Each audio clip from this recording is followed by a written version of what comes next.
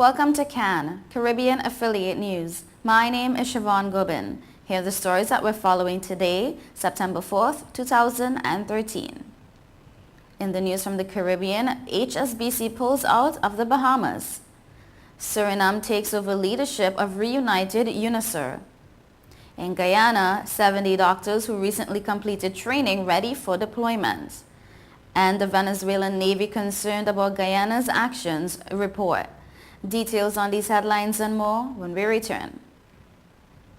Hey, excuse me, if you see me smiling, that's 'cause I'm chilling on Total Caribbean Network.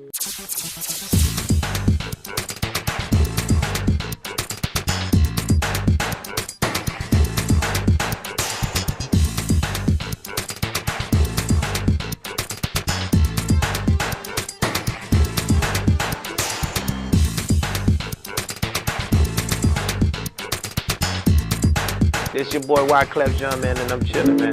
Total Caribbean Network. Man, I love their style.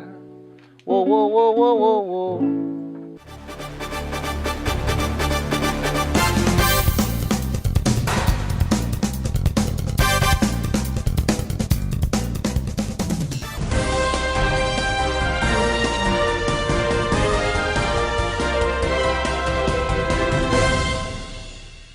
Welcome back to CAN, Caribbean Affiliate News. My name is Siobhan Gobin. The segment of the news is sponsored by Total Caribbean Network.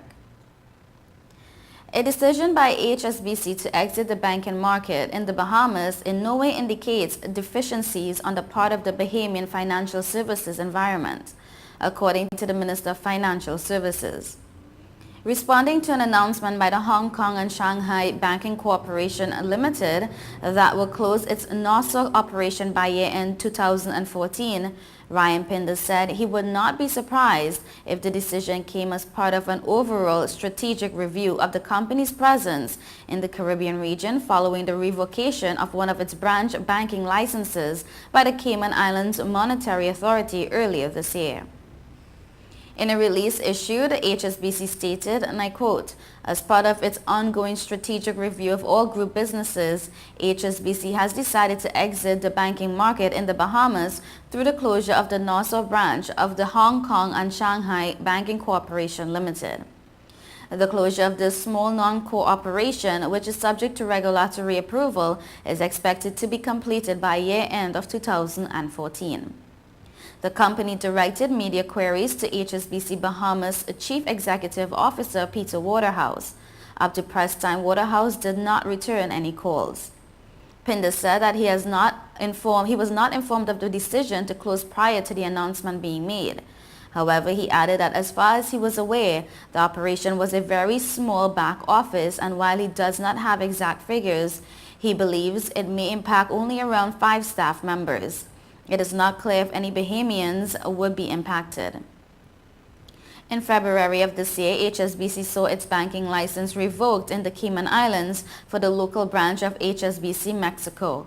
According to the Caymanian Compass, a local Cayman Islands newspaper, the bank was named last year in an investigation by the U.S. Senate's Permanent Subcommittee on Investigations of Anti-Money Laundering Weaknesses at HSBC. The investigation had pointed to a significant number of high-risk transactions with insufficient anti-money laundering controls involving U.S. dollar accounts held by Mexican residents at the branch, a Class B banking license holder in the Cayman Islands.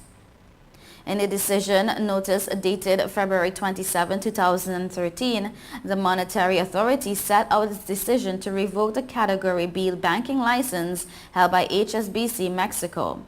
The decision came just under 3 months after HSBC agreed to pay a $1.9 billion fine to settle allegations by U.S. prosecutors relating to concerns over weaknesses in anti-money laundering measures at the bank.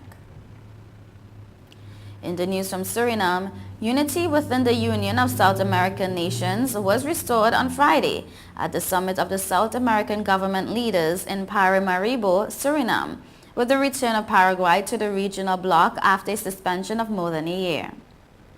Initiated by Suriname, the presidents of Venezuela, Brazil, Paraguay, and Uruguay came together to discuss several matters. This was done, said Lakin, because of the Suriname's government's conviction that conflicts and issues should be resolved through dialogue. At the end of the summit, Boutros called on his peers not to relent in their commitment to advance the development and social restructuring of the region. Pledging to provide decisive leadership during his presidency of the Union, he said he's convinced that if all leaders are committed, as was demonstrated during the conference, UNASUR will eventually achieve its goals. In the news from Guyana, the Ministry of Health commenced the registration and orientation processes for the first 70 doctors who recently completed their medical studies. 14 are being deployed to the New Amsterdam Public Hospital, 10 to the West Demerara Regional Hospital, 8 to the Sudi Public Hospital, 8 to Linden Hospital Complex, and 30 to the Georgetown Public Hospital Corporation. During a press conference in the ministry's boardroom yesterday, Minister of Health Dr. Biri Ramsaran emphasized that these efforts are a part of the ministry's vision to facilitate continuous learning of healthcare providers. He noted that during the day, the first batch of doctors were able to interface with the permanent secretary and personnel manager and discuss their contractual arrangements, accommodations, and other planning. As part of the initial process, the doctors, including those who recently returned from Cuba, will be engaged in additional training sessions in alarm, basic life support, advanced life support, pediatric advanced life support, and visual inspection using acetic acid. With regards to the 200-odd doctors who returned from Cuba, Minister Ramsaran indicated that they too will be engaged in similar training sessions during September 12th to the 28th. The intention is that all the doctors will complete the training and their orientation before the end of the month. While these doctors fall under the supervision of the new Regional Health Services Director, Dr. Monica Odwin, the Ministry of Local Government and Regional Development, also has a role to play in ensuring that they are introduced to the management of the hospital at which they will be posted, Regional Health Officer and the Regional Executive Officer, who will function as their administrative supervisors. Also in the news from Guyana, reports about a new oil concession granted by Guyana in front of the Venezuelan Atlantic front of Orinoco Delta have raised the alarm in the Venezuelan Navy. A source closely related to the Navy revealed that the High Command of the Venezuelan Navy had assessed the situation and issued a recommendation to the Executive Office seeking a reaction following reports of a concession awarded by Guyana on behalf of Oil Transnational Anadarko on Block Roraima, located in the Venezuelan Atlantic front. The Navy's intention would be defending the state's rights.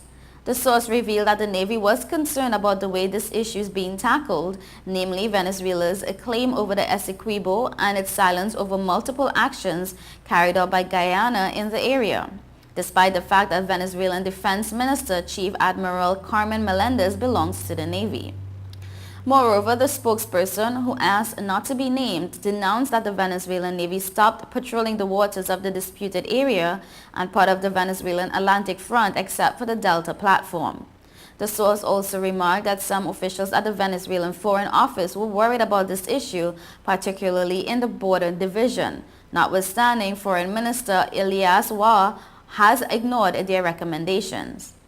A second source from the Venezuelan Foreign Office confirmed that the divisions related to this matter have brought their remarks to Minister War on the need for the state to protest against the granting of concessions in the Venezuelan Atlantic front and in the disputed area. However, their advice has been overlooked.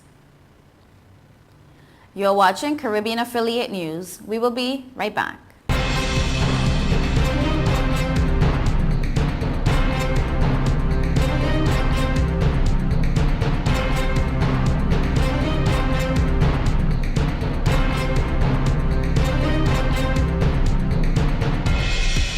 We announced Sign and Drive with zero out of pocket and low monthly payments. Cars been flying out of Bronx Honda at a record pace. Whoa! New Accord with zero out of pocket for $249 a month, or new Civics just $199 per month, or save thousands with 0% financing. You'd never have to leave the Bronx to get the best price on the Honda. Bronx Honda guarantees the lowest price in the Bronx. Bronx Honda, East Tremont Avenue. Visit BronxHonda.com.